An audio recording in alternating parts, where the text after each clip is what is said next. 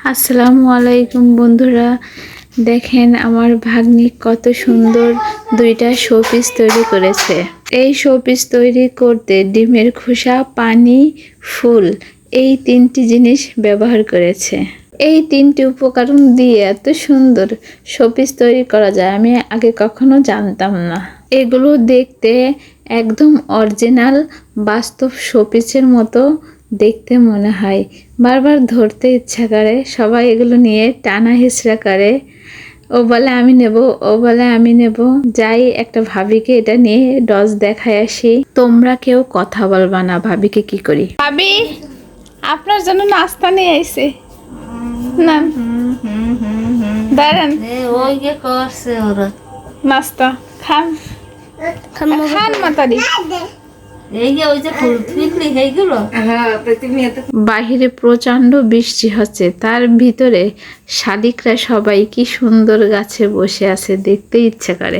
আজকে আমাদের বাসায় ছোট ননদ এবং ভাইয়া আসার কথা, এজন্য সকাল সকালে উঠে একটু ব্যস্ত হয়ে পড়েছি কি রান্না বান্না করা যায়।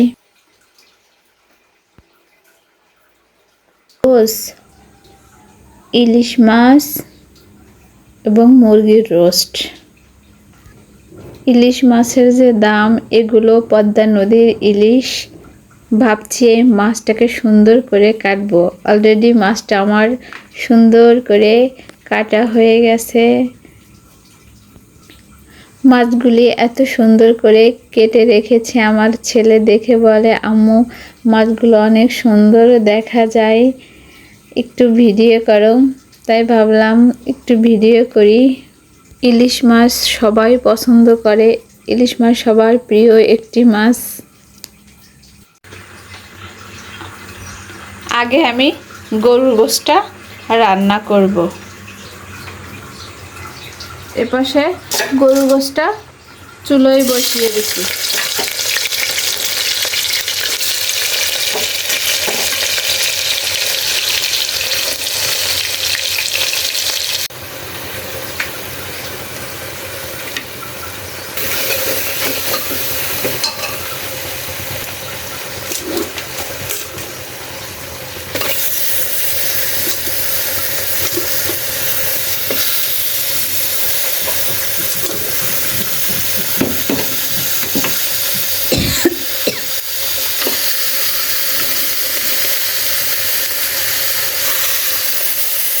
ওদিকে গোশটা চাপিয়ে রোস্ট রান্না করার জন্য কিছু পেঁয়াজ ব্লেন্ডার করে নিচ্ছি।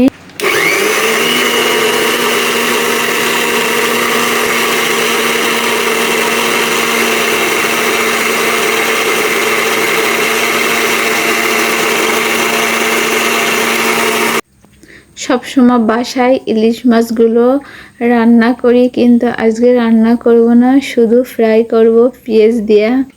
কারণ পোলাওর সাথে ইলিশ মাছ ফ্রাই খেতে বেশি ভালো লাগে। এক চুলাতে গরুর গোশ বসিয়ে অন্য চুলাতে রোস্টের মাংস ভেজে ফেলছি। রান্নার সময় পাশের বাসার ভাবি এসে আমাকে বলে, ভাবি তুমি রোস্টটা কেমন রান্না করো। আমি ভাবিকে বললাম আপনি দাঁড়িয়ে থাকে দেখেন আমি কেমন করে রান্না করি। ভাবি দাঁড়িয়ে থেকে দেখলো আমি কিভাবে রান্না করলাম। ভাবি আমাকে বলল, ভাবি আপনার রোস্টটা না সেই মজা লাগে। এদিকে আমার গরু গোশত রান্না শেষ হলো এবং রোস্ট রান্নাও শেষ হলো।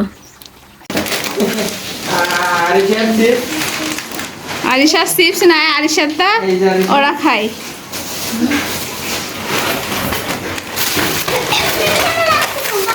এই মিষ্টিতে স্যাবোটে গেছে, দধি মিষ্টি করে উঠাবো।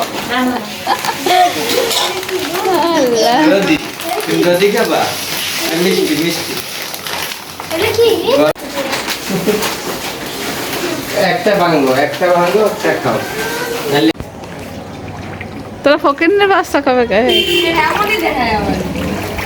তোরা দেখ সুন্দর একটা মেয়ে, তুই এত সুন্দর একটা মেয়ে এই পানির মধ্যে দিয়ে খালি মানুষ দেখো।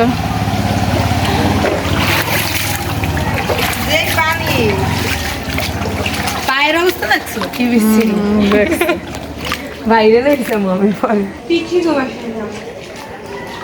ও আমার একটা নুসলি কাপলেন ভাইয়া তো দিয়ে যায় না যা সেরি সারাদিন খালি পাড়ায় আর পাড়ায়।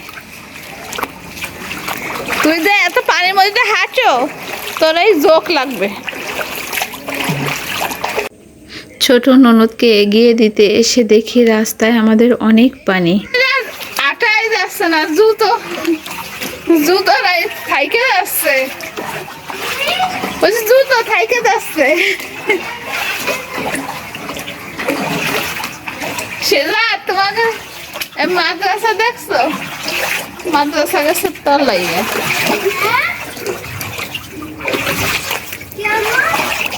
মাদ্রাসা গেছে তলাই, মাদ্রাসার ভিতরে পানি ঢুকে গেছে রে মা।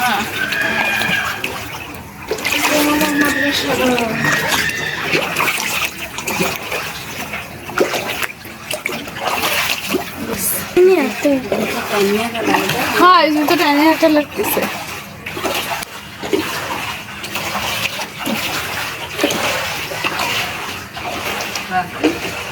পাখি ছেড়ে গেছে তোমার বাড়ি পানিগুলো ওই যে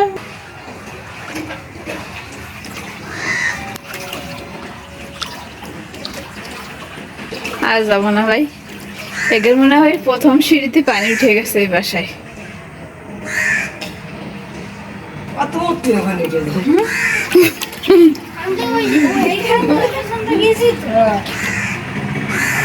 আমার সাথে এর ভিতর নামবেন আম্মা যান। নাম ছিল শেষ তুমি নামছো পানির ভিতর? কই তোমার ড্রেসটা তো সুন্দর দেখায়। এই যে আম্মা যান এদিকে তাকাও। এত বৃষ্টি হয়েছে যে আমাদের কলপারটাও তলিয়ে গেছে বৃষ্টির পানিতে।